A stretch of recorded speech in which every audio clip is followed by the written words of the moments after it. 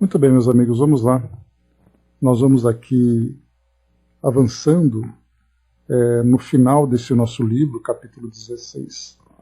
Compromissos redentores, como o próprio título diz para nós, são compromissos que vão nos ajudar na nossa redenção, na reconstrução de nós mesmos, né? Nesse caso aqui, os compromissos desses irmãos que formaram esse grupo, um grupo que constitui um grupo real de irmãos aqui do nosso país, se juntam agora para não apararem definitivamente as arestas que ficam dentro dessa relação, mas exatamente iniciar o processo de mudança, o processo de transformação.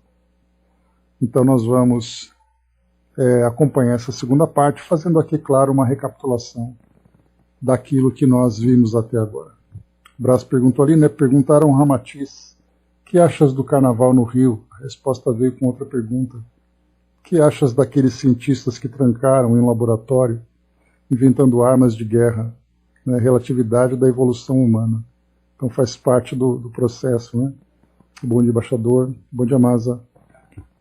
Bom, meus amigos, vamos lá. Nós vimos aqui, então, nesse livro, nesse capítulo, Compromissos Redentores, depois do tempo, né, em que a família ia se juntando, a família ia se ajudando, depois de 5 meses de repouso, né, daquele derrame que o senhor Mateus teve, ele já começava a demonstrar, né, um refazimento, uma recuperação, conseguindo já se colocar de pé, auxiliado pelas filhas, caminhando com apoio de bengala, conseguindo se comunicar com mais facilidade.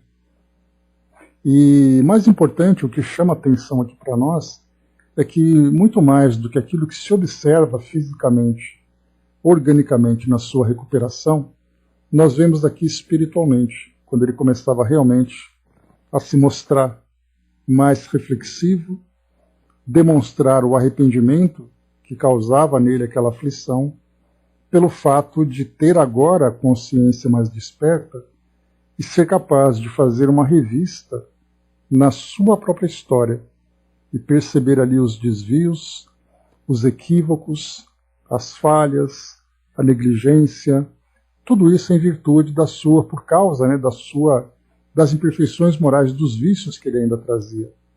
E como a gente comentou ontem, o arrependimento ele é resultado da consciência desperta. Aquela consciência ainda adormecida, ela faz com que o indivíduo, por mais equivocado que ele esteja nas suas escolhas, ele simplesmente trata isso com naturalidade, sem qualquer tipo de conflito dentro de si mesmo. Mas uma tendência natural para todos nós é fazer com que a evolução nos leve a esse despertar. E aí então esse despertar não vai deixar de resgatar tudo aquilo que é resultado das nossas ações e colocar na balança, né, do nosso próprio julgamento, o tribunal da consciência, em que nós ali muitas vezes, de uma forma bastante cruel conosco mesmos, nós então fazemos aquele julgamento mais pesado. Por isso, tantos e tantos conflitos existenciais que nós encontramos pelo mundo afora, daqueles que ainda não conseguiram se perdoar, porque estão ainda na fase de autopunição, né? E aí nós vamos lembrar, naquilo que os espíritos esclareceram a Kardec, que nós temos ali 3 etapas importantes para que o espírito consiga olhar para si mesmo com alto amor, sem aquele julgamento tão doloroso. Ele primeiro vem o arrependimento.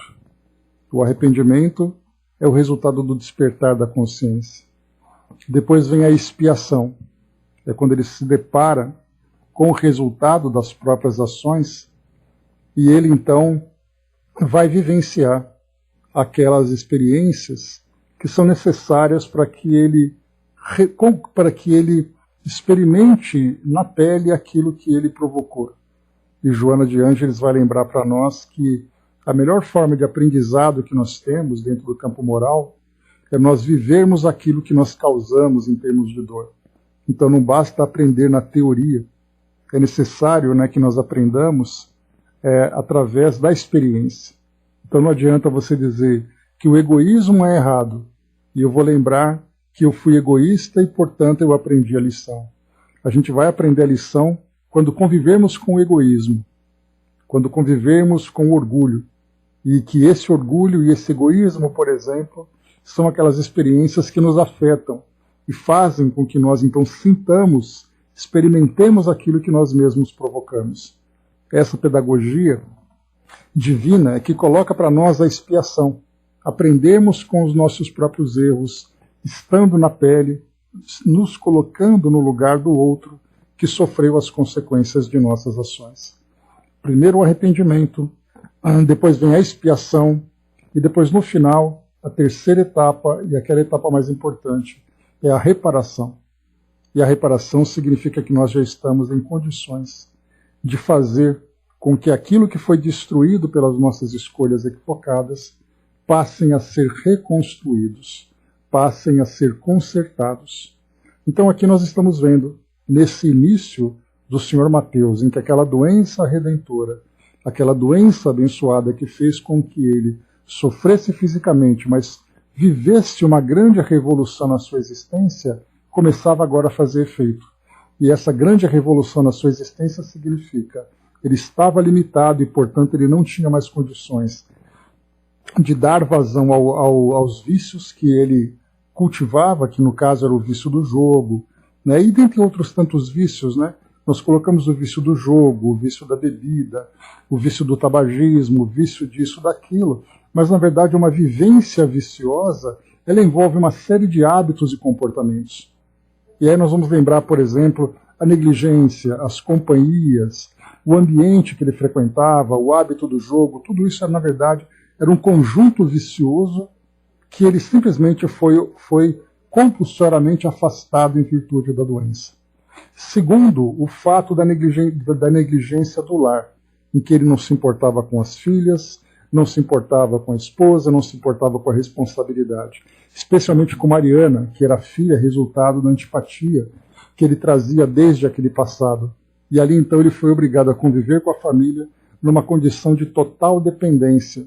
E foi essa dependência que começava então a fazer com que ele começasse a se reharmonizar com a família.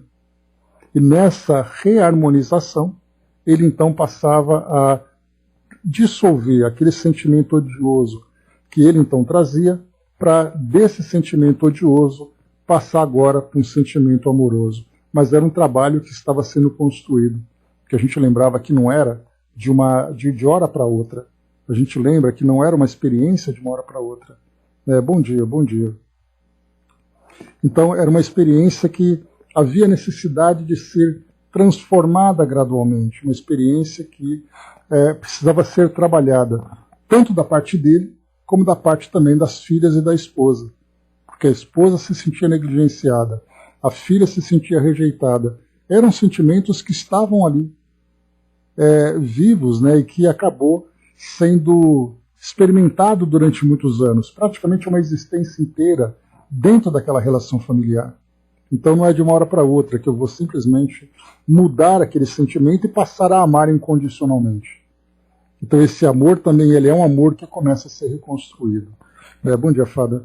Essa é uma experiência, então, que eles estavam aqui sendo transformados. Então essa é a experiência do Senhor Mateus. Por sua vez, acompanhamos também aqui no início desse nosso capítulo, Adalberto, né, o namorado de Mariana, que aí então, na relação com aquela família, sendo considerado ali um filho, mas que vindo do interior e encontrando, né, aquela grande cidade, toda à disposição, ele dava vazão àquelas tendências naturais dos jovens que ainda não tinham desenvolvido responsabilidades. Portanto, então, ele simplesmente aproveitava a vida. E nessa aproximação com Mariana, inicialmente, ele começava a dar vazão também a essa mesma tendência de querer aproveitar. Mariana era uma jovem de 16 anos na época, quando eles se conheceram. Mas Naquela experiência inicial que nós acompanhamos no início do livro, Adalberto então despertou, né, para essa realidade, para a sua responsabilidade, acabou se envolvendo agora de uma forma séria, de uma forma amorosa com Mariana, que por sua vez também retribuía. E aí então, nesse momento agora, aqui no final dessa nossa trajetória, ele então, junto da família, sendo ali um agregado nessa família, bastante prestativo, inclusive na assistência ao senhor Mateus, à dona Rosa, ele então se aproximavam ali, planejando já o noivado e o casamento. Então nós já vimos também algo bastante importante na relação dos dois. Bom dia, Renata. E aí então, ele muito próximo agora, né, da doutrina espírita, estudando, aprendendo aquilo que Kardec trazia, aquilo que outros espíritos também ofereciam, formava então inicialmente ali esse planejamento para formar um lar espírita, junto com Mariana. Mais para frente aqui nós acompanhamos também, finalizada, né, esse trabalho junto com a da família, nós vimos aqui também agora, deixa eu pegar aqui rapidamente,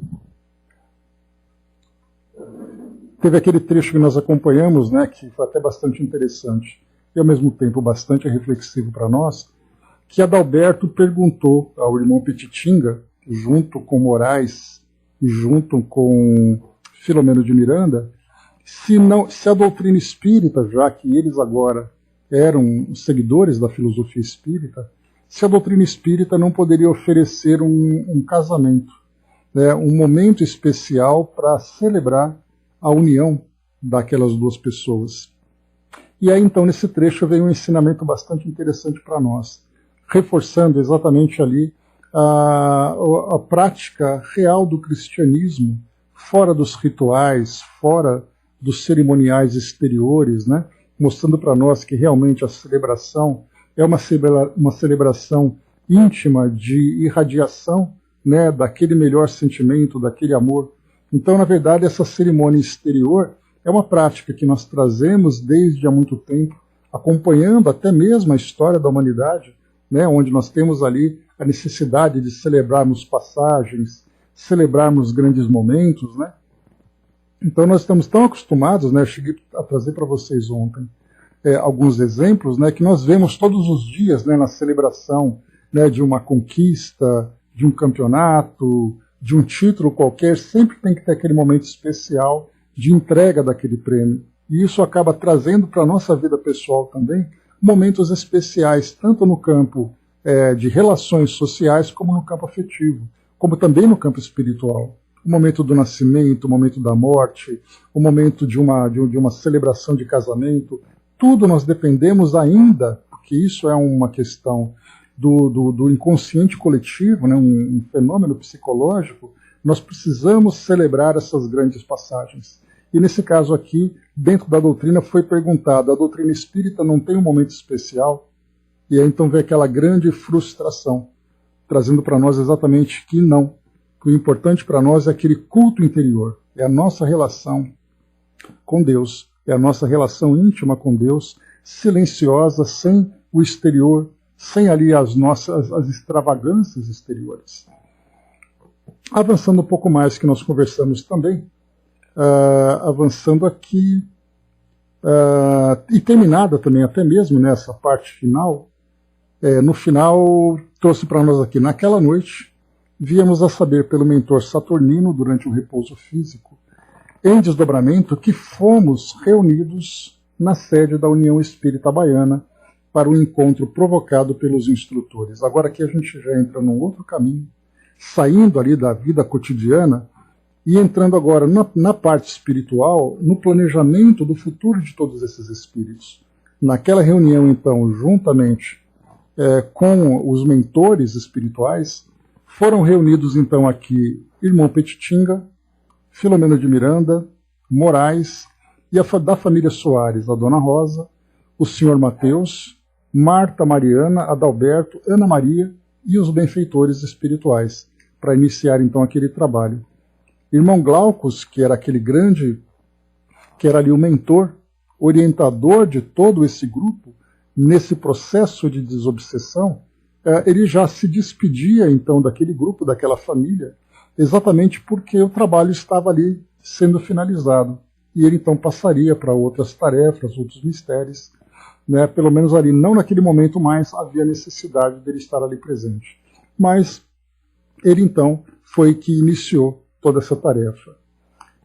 Feita então ali essa aproximação dos espíritos, e é bastante interessante, que foi colocado para nós aqui que alguns espíritos estavam mais lúcidos nesse desdobramento para interação, para compreensão do que acontecia no plano espiritual, enquanto que outros, ainda mais ligados ao mundo físico, sem as experiências da vivência espiritual nesse desdobramento, acabavam não tendo tanto esclarecimento.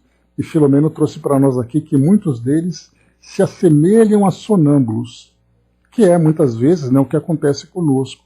Tanto é assim que não é apenas quando nós despertamos do sono físico, trazendo a lembrança de alguma experiência que nós vivemos através do sonho, e nós já conversamos sobre isso, que o sonho ele pode ser caracterizado sobre 3 aspectos, que são 3 realidades que nós vivenciamos, que hoje as nossas ciências analisam apenas 2 desses aspectos. Então nós temos inicialmente que o sonho ele é um reflexo daquilo que nós vivemos no nosso dia a dia. Então muitas vezes um dia intenso, uma experiência que para nós foi muito marcante, tanto positivamente como negativamente, isso pode se projetar na nossa mente durante esse momento do sono, quando então ali o nosso cérebro está organizando essas lembranças, essas informações. Então tem a parte física, que ela é muito importante. Basta a gente lembrar, né, Fábio, quando a gente pega uma criança, que ela vai para uma festa, que ela vai ali para a praia, com uma viagem bastante agradável, que à noite ela fala e se mexe desesperadamente, né? Parece que ela está vivendo de novo isso. E é muito curioso que até mesmo os animais também têm esse mesmo reflexo, né? Quem não viu ali aquele cachorro que muitas vezes fica rosnando e correndo, dormindo, né? Por que será que isso acontece? Porque o cérebro está ali processando informações e acaba se refletindo no nosso corpo físico. A segunda parte, e aí então Freud, né, Sigmund Freud, ele foi um dos grandes idealizadores dessa mesma linha de pensamento. Ele falava sobre os conflitos, os complexos da alma. Né? E aí então isso se reflete na nossa mente. E Freud, naturalmente, ele tinha uma visão muito ligada à questão da sexualidade.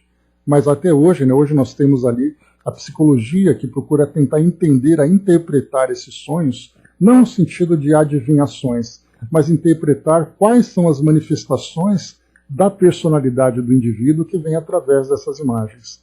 Então essas são as 2 partes práticas que nós encontramos hoje dentro da visão tradicional.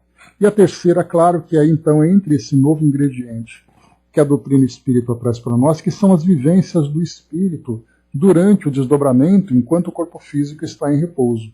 Elemento esse que as nossas ciências tradicionais não consideram. Exatamente porque o espírito, para as nossas ciências, o espírito é um elemento de fé, é um elemento de crença, não é uma realidade.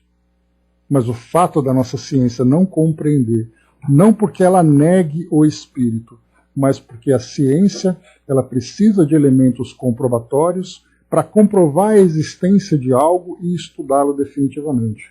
O espírito, por enquanto, não pode ser estudado dentro daquilo que a nossa ciência se estruturou.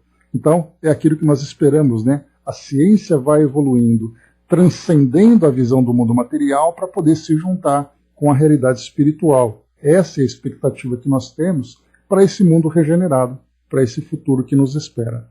Mas, de qualquer forma, espiritualmente, a doutrina espírita traz ali o seu entendimento através ali, né, dos recursos da mediunidade, dos esclarecimentos dos espíritos, da nossa própria, do caminho da nossa razão, entendermos a realidade espiritual. E, portanto, então, a terceira visão do sonho é a lembrança que o espírito traz dessa realidade espiritual.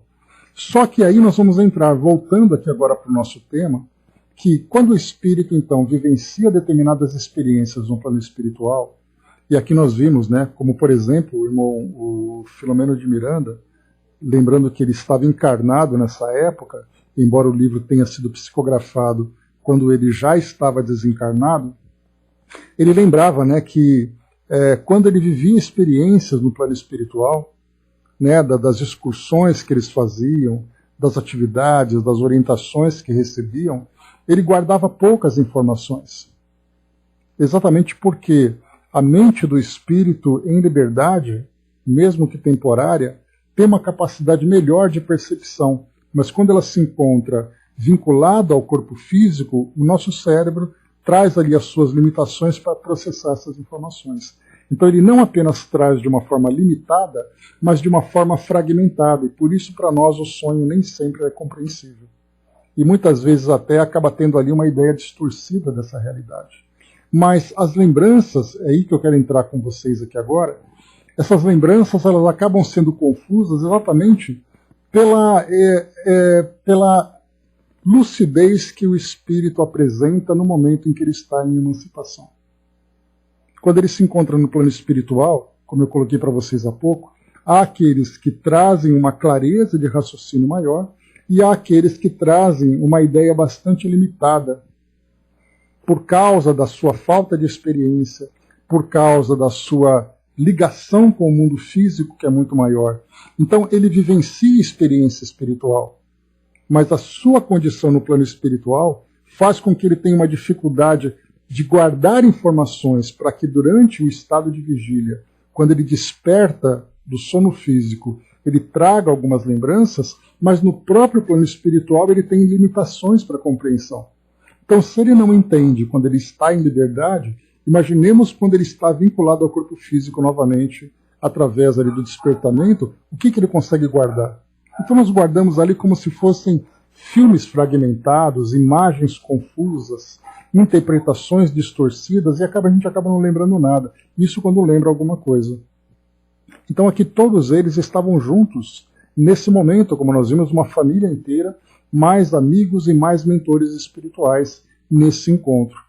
E para isso, então, como foi colocado, depois deles serem trazidos, então eles receberam, né, a assistência fluídica para que pudessem ali estar mais esclarecidos. Mas mesmo assim, cada um tem a sua limitação. A gente vai lembrar, por exemplo, André Luiz, lá no livro Evolução em Dois Mundos, quando nós vemos, né, lembrando que evolução em dois mundos significa a evolução do elemento espiritual e a evolução do elemento orgânico. Então, juntando os dois, nós temos ali o princípio inteligente e o corpo físico nesse longo processo de evolução. Quando nós falamos em longo processo de evolução, nós estamos falando daqui em bilhões de anos, desde o elemento primitivo, orgânico, que surgiu, até o ser inteligente que nós temos hoje. E nós temos uma passagem naquele livro que André Luiz lembra de uma forma bem interessante para nós. Ele dizia que o homem primitivo, pelo fato de estar ainda nesse processo de elaboração da sua capacidade de raciocínio e da sua capacidade de desenvolver um pensamento linear, esse pensamento linear significa que ele pensa agora e ele vai construindo um raciocínio fazendo planos para a sua vida. Então ele consegue pensar aquilo que ele viveu ontem, o que ele está vivendo hoje, o que ele vai viver amanhã, o que ele pretende o ano que vem. Já quando nós encontramos um ser limitado, como por exemplo os próprios animais, que hoje as nossas ciências têm uma dificuldade muito grande de compreender de que forma que esses seres elaboram os seus pensamentos, mas espiritualmente nós entendemos que os animais, por exemplo, trazendo um cérebro primitivo, e não apenas um cérebro primitivo, mas a sua própria condição espiritual evolutiva, os animais têm pensamentos fragmentados que são concentrados em pequenas lembranças e necessidades do seu momento.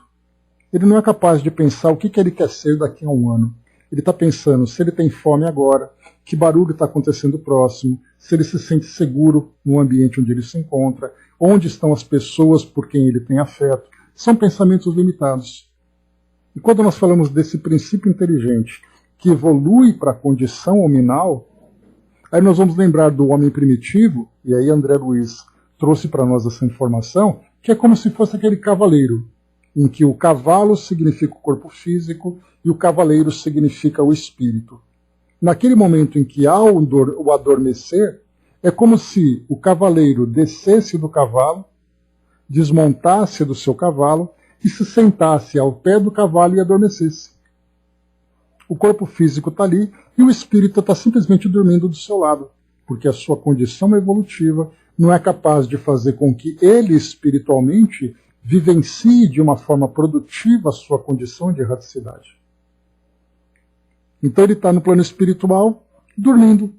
E quantos de nós vivemos assim hoje? É muito interessante o relato dos espíritos, que eles falam para nós a respeito do sonho, que não, muitas vezes nós, diante das nossas preocupações, diante das nossas ligações com o mundo físico, sem pensarmos na realidade espiritual, sem nos prepararmos para esses momentos importantes de liberdade do espírito, nós então adormecemos fisicamente, o espírito então se levanta, se desprendendo temporariamente do seu corpo, e ele fica sentado na beira da cama pensando na vida.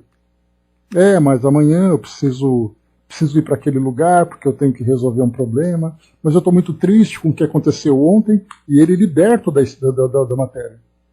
Olha que interessante. Ele está preocupado com as questões do seu dia a dia, porque ele não tem ainda condições de usar a sua condição de espírito para vivenciar experiências legitimamente espirituais. Essa é uma limitação muito grande, por isso que nós temos graus diferentes de consciência nesse momento de liberdade. O Dudu colocou ali em cima, eu sempre achei que a oração da noite antes do sono é importante para que na emancipação a coisa, serenamente falando, o desdobramento seja completo e calmo, né? E assim está sendo feito, né? O sono e os sonhos ficam mais serenos e tranquilos, sem aquele chamado pesadelo, né? Então, mais uma vez, o pesadelo ele pode se misturar com os valores do espírito, com as imagens que ele traz. Eu me recordo de até hoje, isso foi tão marcante, isso já faz mais de 30 anos, eu assisti a um filme chamado O Último Imperador. É um filme muito bonito que mostra ali a trajetória de um imperador chinês, né, que ele era criança, depois ele cresceu, virou imperador. Aí depois, naquele período pré-Segunda Guerra, o Japão invade a China e destrona ele do cargo de imperador, invadindo ali a cidade proibida, naquela região da China. E é um filme muito bonito. Akira Kurosawa, se não me engano, era o diretor. Mas essa trajetória dele de criança, de crescer, ascender, viver uma experiência bastante grandiosa como imperador e depois a sua decadência. E eu me recordo que na noite que eu dormi, eu tive uma noite tão angustiante porque aquelas imagens, aquela trajetória, não sei porquê, mas me provocou essa perturbação. Acordei angustiado porque a imagem daquele filme, e parece que eu absorvia as sensações daquelas pessoas que estavam ali. Então a gente percebe assim que como uma experiência diária provoca em nós, né, essa dificuldade de termos uma tranquilidade durante o sono. Por isso então aquela sensação de pesadelo. Né? Mas aí quando a gente vai vivendo de uma forma harmoniosa e desenvolvendo a nossa consciência para que tenhamos um dia tranquilo, para que nos harmonizemos espiritualmente, para que as nossas relações sejam saudáveis, é muito natural que a nossa noite também seja tranquila. E agora tem algo curioso, né, Dudu, porque a gente passa aquele dia atormentado, né? Aquele dia tormentoso, muitas vezes porque nós mesmos criamos. Aí quando a gente vai dormir, a gente faz uma prece, esperando que essa prece nos leve para o plano espiritual de uma forma tranquila, sendo que nosso dia foi um dia infernal. Então, na verdade, a gente tem que pensar que o meu dia tem que ser um dia tranquilo, para que a prece, e a gente vai lembrar que o Chico dizia, né, que o sono, né, o dormir é um envelope, o selo é a nossa prece. Então, na verdade, ali, né, o selo é o que vai nos levar para o plano espiritual de uma forma tranquila, para vivermos essas experiências. Que o Dudu colocou também ali, né, claro que sem generalizar, a vida terrena traz coisas que, às vezes, mesmo na oração noturna antes do sono, a coisa chega e você desdobrou e acordou cansado ou mal. Resultado natural daquilo que nós estamos vivendo, né? Mas vamos lá, nós estamos apenas na introdução para concluirmos aqui o nosso livro, hein? Vamos em frente. Senão a gente não vai conseguir nem terminar essas páginas que faltavam. Nós vimos aqui também, nesse desdobramento então, o primeiro projeto, que era o projeto de planejamento reencarnatório de Guilherme. Só para recapitularmos, né, eu falei para vocês aqui até algumas vezes, de uma forma confusa, que eu tinha misturado aqui as personagens. Guilherme, que era o obsessor de Mariana, na verdade era seu esposo na Holanda no século XIX. E Mateus, hoje o pai de Mariana, era aquele amante com quem ela tinha se relacionado. Porque Guilherme era um homem de 30 anos mais velho do que ela, ele era um empresário e, portanto, ele tratava a esposa, que era muito jovem, 30 anos mais nova, como mais uma empregada, como uma serva para os seus interesses. E numa dessas viagens que ele fazia de negócios, ela fugiu de casa, junto com um funcionário, que era o Jacó, que no passado era o seu próprio pai, né? Que era o seu próprio pai atual. Então eles fugiram, e aí então ela foi abandonada por Jacó, que simplesmente se aproveitou dela, que era um homem ali que, embora da mesma idade que ela, gostava de curtir a vida, digamos assim. E nesse curtir a vida, ela ficou abandonada. Guilherme, voltando de casa, lembrando que ele voltou para casa, não encontrou a esposa, ele acabou passando por grandes constrangimentos ali na sua sociedade, cometeu suicídio por causa dela.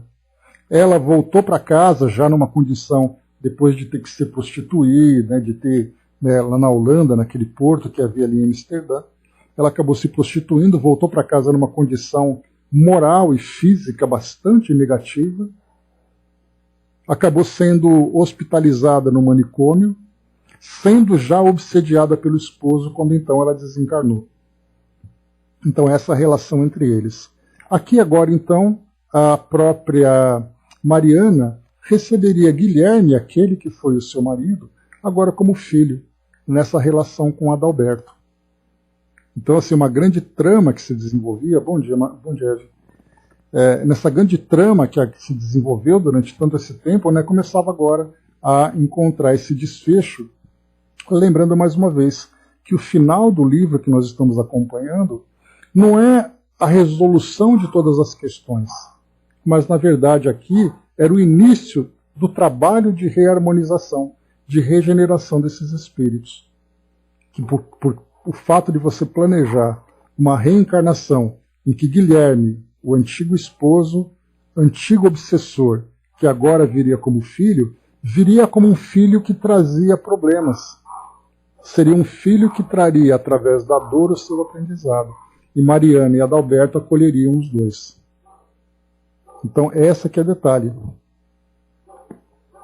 Suécia, Inferno ou Paraíso? Que legal, Dudu. Eu vou procurar, é interessante esse tema. Então, aqui nós temos essa trama que foi organizada. Guilherme ficou constrangido, foi acolhido por Mariana.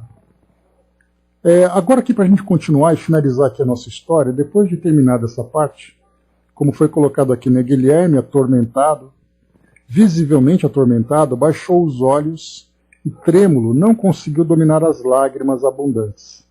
Mariana avançou e o envolveu em abraço de pura ternura. Aí ela trouxe aqui, né, palavras de incentivo, e aí então Guilherme deixou-se conduzir por aquela voz de terna bondade e se rendeu ante a força do amor verdadeiro. Agora aqui, continuando a nossa história, porque isso não termina ainda, né? Ambrósio foi tomar Dona Rosa e o Sr. Mateus e os trouxe ao grupo em confabulação. A veneranda senhora fitou o irmão Glaucus, que lhe compreendeu o desejo íntimo, assentindo com um leve sorriso. A matrona tocou o futuro neto com as mãos delicadas e disse: serás, meu filho, a alegria da nossa velhice, como foste a preocupação dos nossos dias já passados. Eu terei em ti o sorriso do meu coração fatigado, e Mateus encontrará na tua inquietude juvenil os motivos de júbilo que por muitos anos o seu coração dorido não experimentou. Também ele tem sofrido muito, e espera que as tuas mãos, quando pequeninas no corpo, lhe enxugue os suores e as muitas lágrimas que verterá. Ver-te-á como alguém que irrompe de um passado longínquo, sedento de amor e doloroso também. O Sr. Mateus, sem palavras, meio acanhado, canhestramente tocou o antigo adversário e permaneceu mudo. Então aqui começa então a juntar essa união entre eles. Né? Bom dia, soldado. Não, sim, tranquilo, Dudu. Entendi que era uma experiência cultural. Né? Então aqui, o Sr. Mateus agora, vendo nele, né, o amigo futuro, né, o neto querido futuro, que na verdade os dois eram adversários do passado. Irmão Glaucus interveio. Todos se reencontrarão mais tarde, como chegados de um sonho impreciso, de contornos confusos. No entanto, com lembranças queridas dessa madrugada, ainda imersa em trevas, em que confabulamos e delineamos nosso porvir redentor. Guilherme será conduzido a necessário tratamento em organização especializada do lado de cá e receberá preparação para o tentame próximo. Aqui, então, para quem lê, por exemplo, Nos Bastidores da Obsessão, que é o primeiro livro de Manuel Filomeno de Miranda, acaba não tendo uma compreensão exatamente do que significa isso. Guilherme será conduzido a necessário tratamento em organização especializada do lado de cá e receberá preparação para o tentame próximo. Mas quando a gente pega André Luiz, que trouxe para nós, né, por exemplo, as tarefas que acontecem em nosso lar, o trabalho feito na preparação de um espírito para a sua reencarnação, a gente já consegue interpretar essa linha desse pequeno trecho, entendendo exatamente o que significa organização especializada, qual vai ser a preparação para esse tentame que é a reencarnação. Então a gente vai juntando essas diversas peças que nós vamos montando, exatamente para que possamos aqui ter uma interpretação adequada. O irmão Glaucus tomou o antigo mago de Rouen, aqui no caso Teofrastos, que se apresentava desfeito, contraído, com indizível sofrimento estampado na face, e o aproximou de Ana Maria. Lembrando que Ana Maria era encarnada, né, aquela que tinha sofrido de hanseníase e sendo obsediada durante muito tempo, agora já recuperada, seria ali exatamente a mãe daquele que foi o seu tão querido, né, noivo do passado, no século XV. Olha só, um reencontro de 5 séculos em que esses espíritos, então, estavam nesse desencontro e agora tendo a oportunidade de recomeçar. Tocando a jovem, falou-lhe: devolvo-te o amor tão fruído, o amor não fruído. Tê-lo-ás no seio materno e nos braços da ternura. Amamentá-lo-ás e lhe fornecerás a forma orgânica. Ele, porém, terá incontáveis limitações de muita natureza, exigindo-te sacrifícios e vigília. Talvez não consiga firmar-se na primeira tentativa de renascimento. Os seus fluidos possivelmente intoxicarão venenosamente a forma débil do feto, mas voltará, sim, aos teus anelos, às tuas ansiedades. Antes dormirá, demorado sono em nossa esfera de ação, para esquecer e recomeçar sem o peso das lembranças causticantes. Teu amor ajudá-lo-á a carregar o fardo das próprias dores. Não seguirá sós. Teus amigos espirituais te ajudarão. Todos oraremos por ti e por ele. Olha só então aqui, esse parágrafo ele é bastante significativo, porque nós estamos falando de Teofrastos, né? Lembrando que ele foi conhecido inicialmente por nós como Doutor Teofrastos, um espírito que era responsável por uma legião no plano espiritual inferior, que era responsável por processos obsessivos muito graves. Ele ficou durante 5 séculos nessa condição. Ele foi, lá naquele passado, vítima da Inquisição, foi queimado na fogueira, desenvolveu um ódio muito grande pela Igreja e também pelo próprio Cristo, pelo fato de ter sido punido por aqueles que eram representantes dele aqui na Terra, dentro aqui da interpretação humana. E aí então, durante esse tempo todo, ele ficou durante 5 séculos perseguindo, impondo a justiça segundo a sua própria interpretação e daquele grupo do qual ele fazia parte. Então não era à toa que agora, na preparação de uma nova reencarnação, ele trouxesse dificuldades. A primeira dificuldade que ele vai enfrentar, muito mais do que a própria programação que ele vai elaborar, de chegar aqui trazendo diversas dificuldades com características provatórias, provatórias e também expiatórias, de resgates dolorosos, a sua primeira dificuldade vai ser a própria reencarnação. Porque não basta apenas o espírito ser incorporado a um corpo físico e depois começar a viver aqui no mundo material. Esse processo, que é um processo bastante complexo, que nós compreendemos muito pouco, mas desse pouco nós sabemos que depende muito do equilíbrio do espírito, da sua harmonia, da sua relação com aqueles espíritos com os quais ele vai se vincular, do seu estado mental e tudo mais, já é o primeiro desafio. E aqui é possível, como foi colocado para nós, que ele fracasse na primeira ou primeiras tentativas.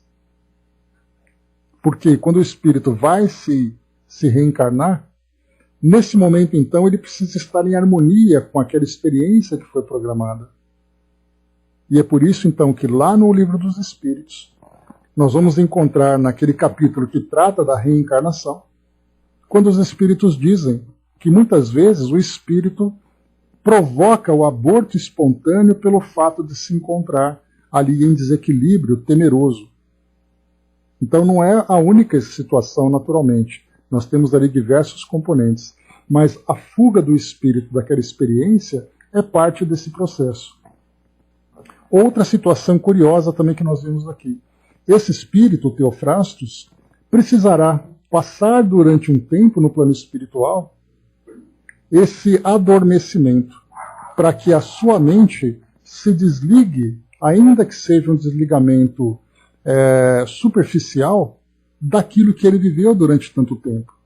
Porque ele foi um espírito que trouxe muitas dificuldades. Só para a gente poder ter uma ideia, trazendo isso para nós, porque nós conhecemos pouco da história dele, né? Daquilo que ele vivenciou nesse período. Mas só para ter uma ideia, eu assisti a um documentário curioso que falava sobre a história de Al Capone, aquele famoso gangster de Chicago, lá na década de 1930, né, naquele período, lá nos Estados Unidos. Segundo os historiadores, ele tinha sido responsável de uma forma direta ou indireta, olha só que absurdo, por pelo menos 700 mortes. Naquela questão de briga de gangues, de afastar aqueles que eram desafetos e tudo mais. Imaginemos um espírito que no plano espiritual traz na consciência, lembrando mais uma vez, aquilo que nós conversamos a respeito do Sr. Mateus, quando a consciência começa a despertar, o espírito começa a sentir o arrependimento. Imaginemos um espírito como Al Capone, que traz uma história de 700 mortes na sua trajetória, quando no plano espiritual ele percebe que fez isso. Qual é a sua condição mental? Quando ele busca o arrependimento, quando ele sofre também a perseguição daqueles que foram suas vítimas e agora se tornam seus algozes, daqueles que eram seus parceiros no crime, parceiros encarnados e desencarnados. Qual a condição daquele indivíduo mentalmente? A sua mente começa a viver aquela grande aflição. Pelo menos, né? Porque nós temos aqueles que sofreram e aqueles que não aceitaram também. E nós temos ali tantos e tantos homens e mulheres na história da humanidade que são também responsáveis por pesos assim. Mas, enfim, esse Teofrastos, então, acaba vivendo essa experiência agora, precisando se preparar para a reencarnação. Para isso, então, foi colocado aqui: antes dormirá, demorado sono em nossa esfera de ação, para esquecer e recomeçar sem o peso das lembranças causticantes. Mas é aquele indivíduo, nós podemos imaginar, que vai trazer ali grandes transtornos mentais, transtornos psicológicos, sem saber a origem, mas ali a gente vai lembrar que um espírito como esse, muitas vezes traz na sua trajetória um planejamento a longo prazo. Então ele vai ter uma primeira reencarnação, uma segunda, uma terceira, uma quarta, até o momento em que ele consegue se perdoar e estar em condições para ajudar aqueles que foram suas vítimas. Então, lembrando que não é um botão que se aperta, né, um interruptor que você aperta, o espírito dorme mal e acorda bom. Mas a natureza não dá saltos. Então é um processo longo para o espírito se recuperar. Nós, muitas vezes, nós que estamos aqui agora estudando, podemos, né, ter na nossa história exatamente experiências semelhantes.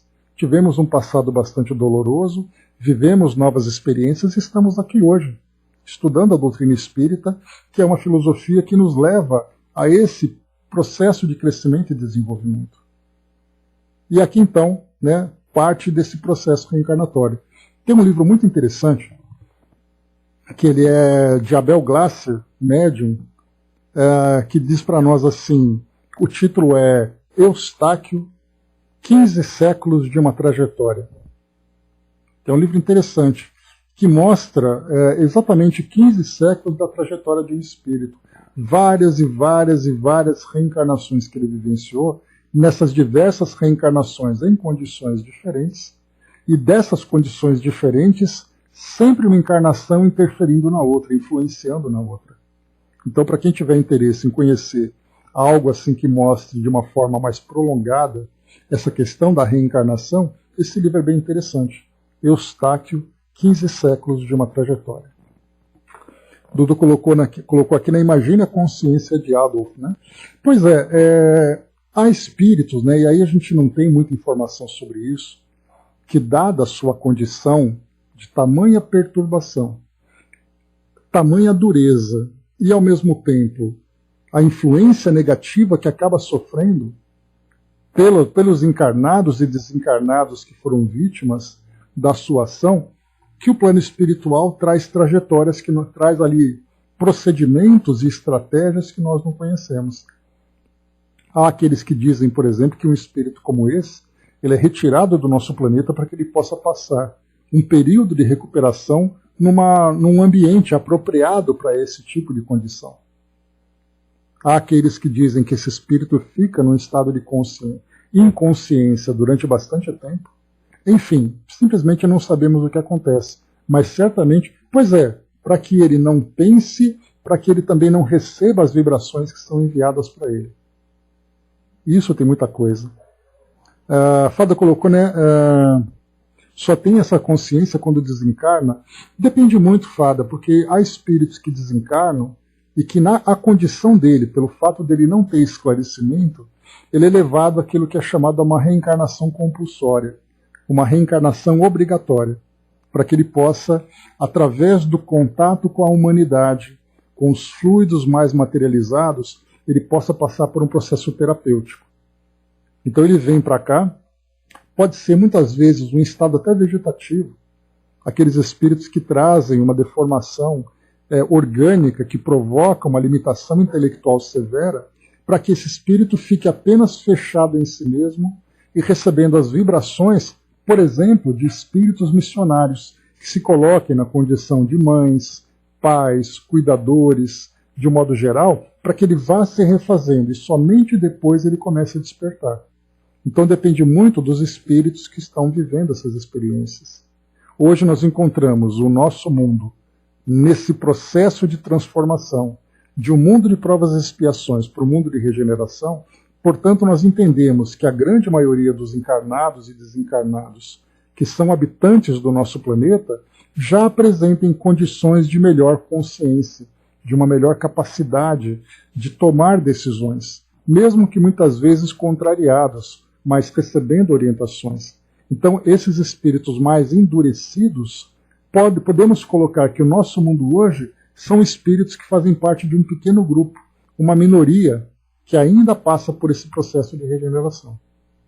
Pois é, e ainda tem, né, aquilo que nos passa, por exemplo, de que esses espíritos mais endurecidos serão retirados do nosso planeta, para viverem em planetas, em mundos compatíveis com essa natureza, com esse estado vibratório, para que o nosso mundo possa deslanchar em termos evolutivos.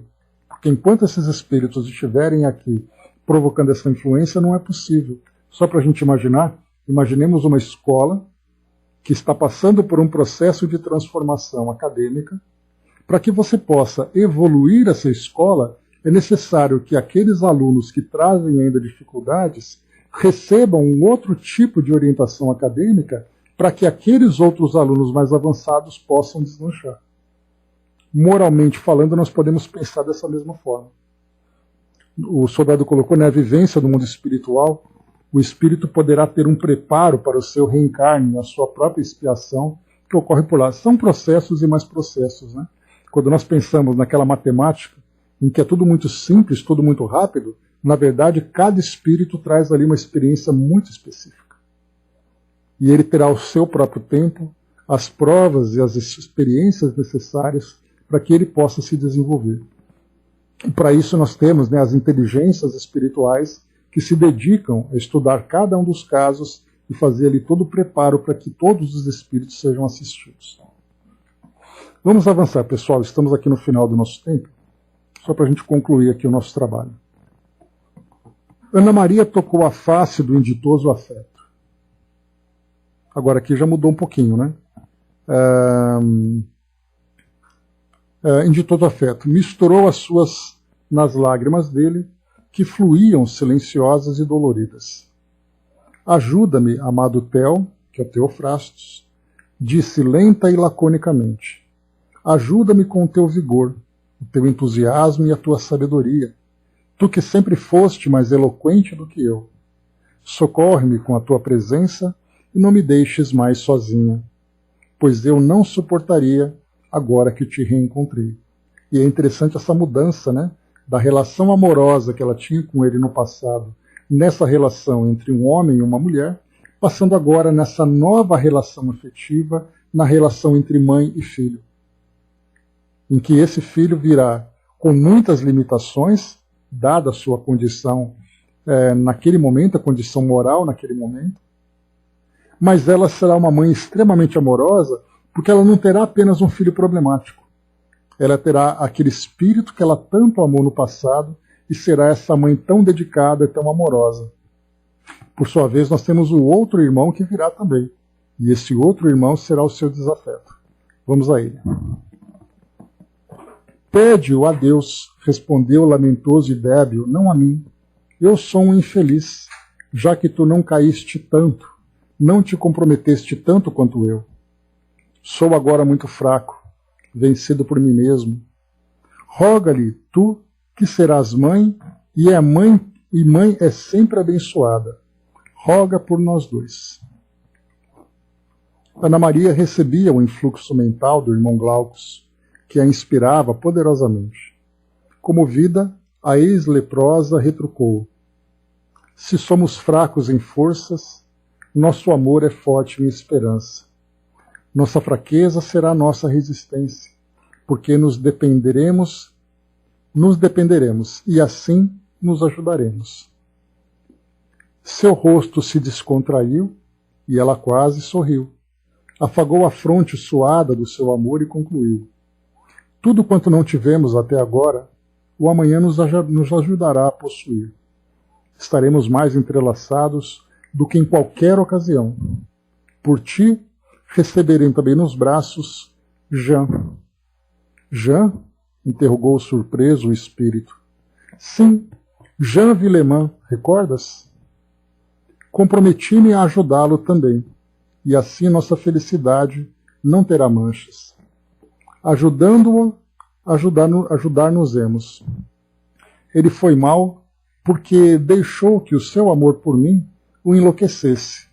Guardadas as proporções, não foi também de loucura o nosso amor? Desse modo nos refaremos e marcharemos juntos. Lembrando que Jean Villemin era aquele bispo no passado, que também fez parte desse triângulo amoroso. Teofrastos era noivo de Ana Maria, né?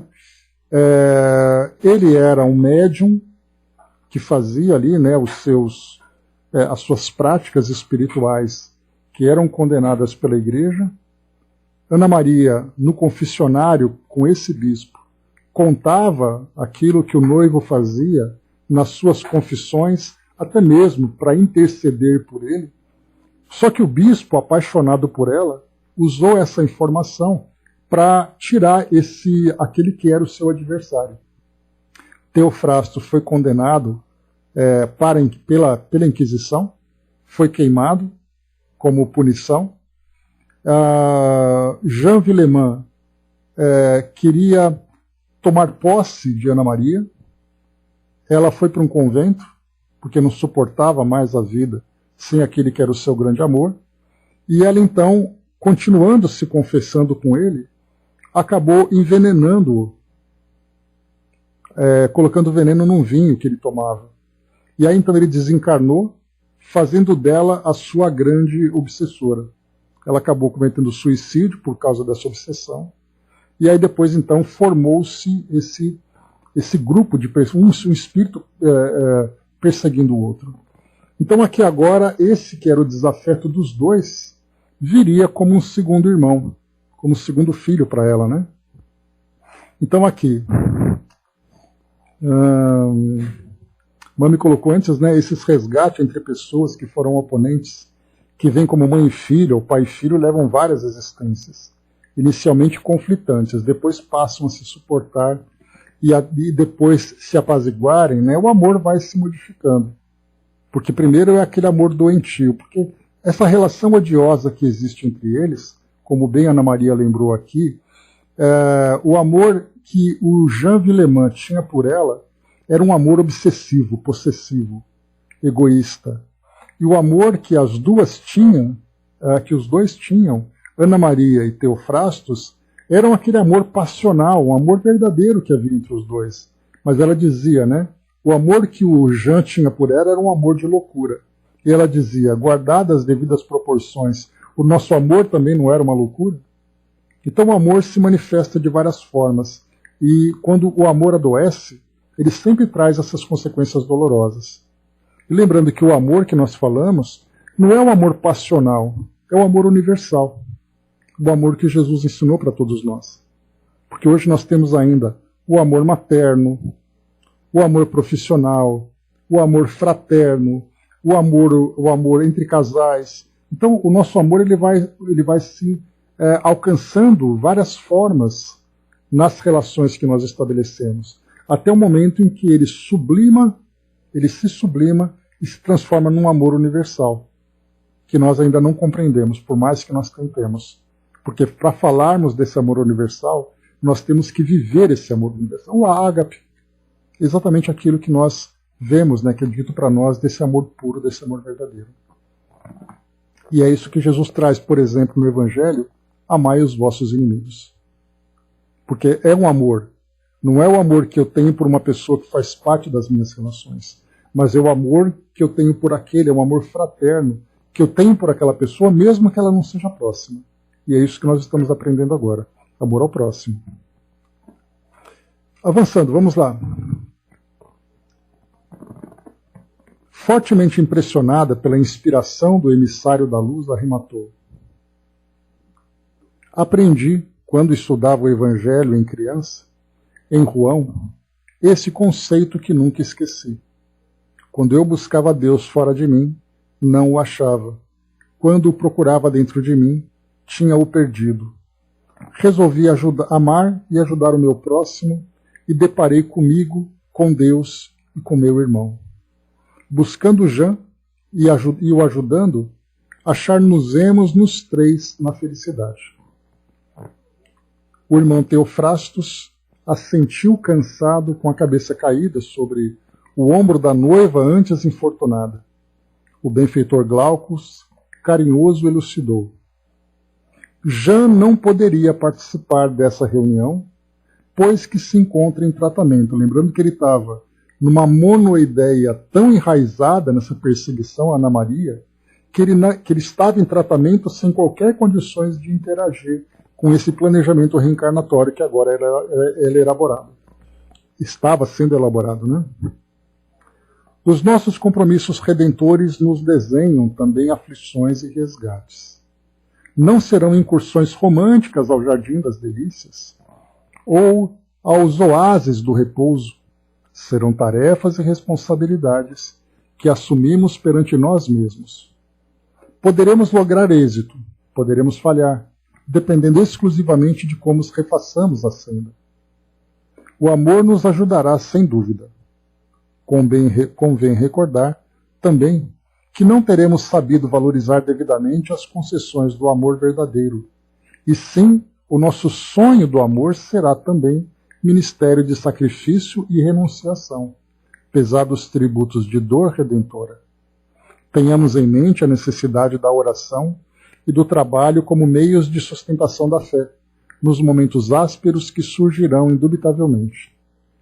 Repontarão à nossa frente outros amores e outros desafetos.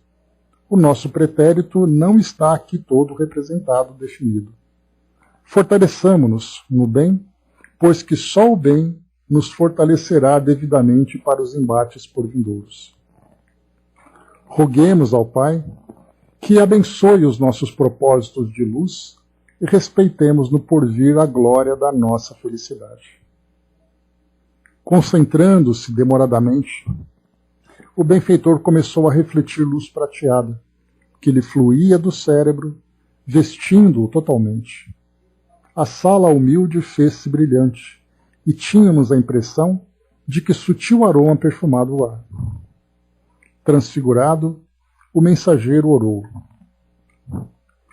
Senhor Jesus, amigo excelente, chegamos cansados dos caminhos percorridos, trazendo poeira transformada em lama nos pés da alma, sedentos e feridos, de mãos vazias e dilaceradas. Tombada a nossa fronte, não se levanta para olhar o amanhã. Os ombros arriados não suportam o fardo das próprias dissipações. Socorre-nos, celeste benfeitor. Não é a primeira vez que te esquecemos, envolvendo-nos no crime. Não é a primeira tentativa que fazemos com insucesso. Não é a primeira oportunidade que perdemos acoimados pela loucura do eu. Apiada-te ainda mais de nós. Fitamos o céu e nossos olhos não veem as estrelas. Olhamos o dia e o sol nos enceguece. Seguimos a rota e tropeçamos sem a visão do solo. Pensamos em ti e brilha em nosso espírito a tua luz. Ampara-nos, construtor da vida. Amanhece o dia do nosso ensejo e logo mais mergulharemos no caudaloso rio da reencarnação. Reencontraremos as dívidas chamando por nós e as dores reclamando-nos. Defrontaremos o ódio ultrajando nossas inquietações de amor e o sofrimento dificultando nosso avanço. Dá-nos a tua mão protetora. Somos o que fomos, ajuda-nos a ser o que devemos. A ti entregamos nossas vidas. Salva-nos, Jesus, através do trabalho redentor. Quando o mensageiro silenciou, nossos olhos estavam deslumbrados. Recebêramos a visita dos céus para termos forças de prosseguir nos deveres da terra. Chegou o momento das despedidas. De coração túmido, abraçamos o nobre irmão Teofrastos. Ele sorria gentil e confiante para todos nós. O grupo foi sendo reconduzido aos seus lares. Os irmãos que se reencarnariam foram atendidos por assistentes espirituais diversos que participaram das inúmeras tarefas e transferidos para o mundo maior. Saturnino e Ambrósio conduziram-nos ao lar, assim como os demais membros do labor desobsessivo. O manto da noite estava sendo erguido pelo ouro do sol, e as nuvens brincavam de sombra e claridade na festa do dia. O perene amanhã com Jesus esperava por nós. E aqui terminamos, então, o nosso livro, a nossa história, essa trajetória que nós acompanhamos.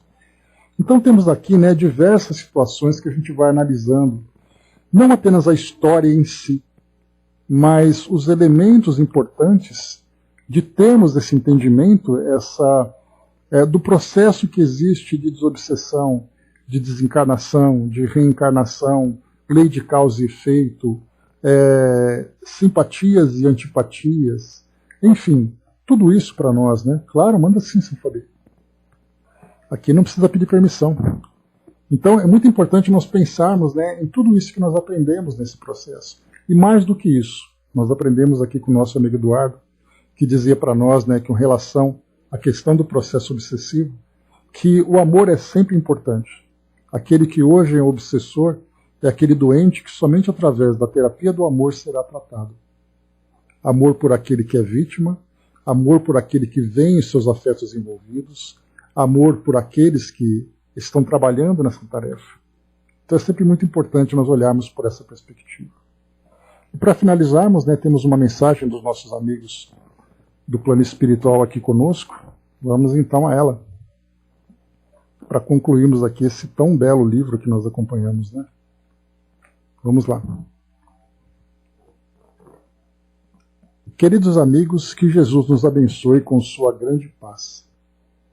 Estamos então finalizando esse estudo, depois de acompanhar, sonhar, sofrer com vidas de irmãos nossos em um determinado ponto de sua caminhada. Como nosso Eduardo trouxe, que a vida desses irmãos não começou no início dessas existências, nem na mais recente ou na anterior. Procedem de mais longe e seguirão ao infinito. Imaginem que nossas vidas sejam como um fio que precisamos tecer para torná-lo leve, macio, lindo.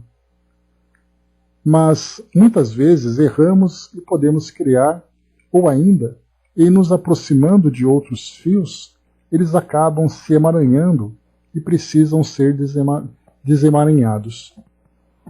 Esses nós e emaranhados que formam em razão, então, de decisões infelizes, fruto da inexperiência ou da rebeldia. E precisamos desmanchar esses nós para prosseguirmos no trabalho de tecelão que nos cabe. Trata-se de uma metáfora muito simples, talvez até rudimentar, que estamos usando para compreender que não precisamos nos prender a esses nós, pois, uma vez desfeitos, podemos seguir adiante, trabalhando nosso fio de vida. Muitos de nós nos mantemos presos nesses emaranhados, e não é apenas o ódio e a mágoa que nos fazem perder tempo e continuar esgarçando nosso fio, ao invés de trabalhá-lo como é o objetivo. A culpa é um fator que outro maltrata muito as fibras da nossa alma. É preciso avançar, sim, e para isso precisamos olhar para esses nós e com calma ir desfazendo um a um, com calma e carinho, porque assim não prejudicamos o trabalho e podemos seguir adiante. Deus nos ajuda a olhar esses nós por outros lados. Como deve fazer o tecelão cuidadoso e experiente quando nos convida, por meio de mudanças de papéis em nossas experiências encarnatórias, a rever esses nós por outros ângulos e irmos desfazendo um a um o emaranhado dos nossos enganos. Não há castigo na lei de Deus, mas convites a rever nossos nós por outros lados e possibilidades. Realizemos o trabalho sem pressa, porque o tecelão experiente sabe que a pressa o leva a tentar cortar o nó e romper o fio, sem ansiedade, que fará com que piorar o emaranhado. Mas com fé e calma, paciência e alegria, soltaremos um a um os nós de nossa vida. Um dia, o fio de nossas vidas se unirá aos fios de outras, sem nós, sem emaranhar, para formar uma bela peça nesse conjunto primoroso que é a obra de Deus. Celina, nossa querida amiga que nos traz então esse entendimento, ela colocou, né, que essa ilustração do fio e do nó pode parecer rudimentar, mas eu achei perfeito para trazer para nós esse entendimento, que a nossa vida é assim. Então nós podemos tecer esse nó, essa linha, fazendo com que ela se torne cada vez mais fina, cada vez mais leve, cada vez mais perfeita, né, para tecer aquela grande peça, aquele grande bordado, né, que vai mostrar exatamente refletir exatamente a beleza de Deus em nós. Então, cada vez que nós encontrarmos os nossos conflitos, os nossos medos, as nossas culpas, as nossas tendências inferiores, vejamos as nossas vidas como essas linhas com esses fios que trazem esses nós que precisam ser desatados.